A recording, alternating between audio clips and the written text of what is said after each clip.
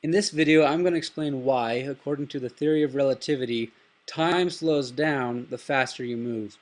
So if we examine the theory of relativity developed by Einstein in 1905, specifically the portion on special relativity, he states that the speed of light in a vacuum is the same for all observers, regardless of the relative motion or of the motion of the source of the light.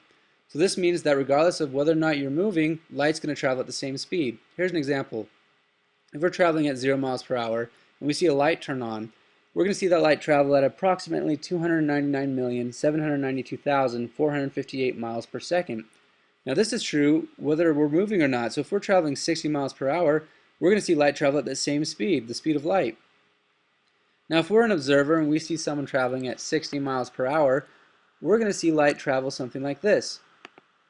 We'll see the light where it originated. As it turns on, it bounces down and then it bounces back up. This is because the objects are moving. So we see light travel something about this distance.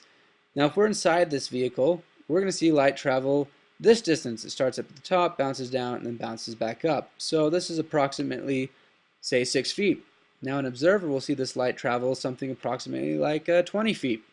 Now this is where the theory of relativity gets interesting. If we consider the equation speed equals distance divided by time.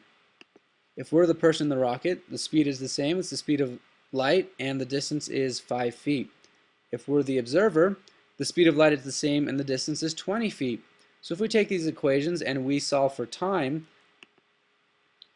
we'll notice that the times are different, and it's based off of this that the theory of relativity states that the faster you're moving, the slower time is for that individual. So this is how the theory of relativity bases that principle.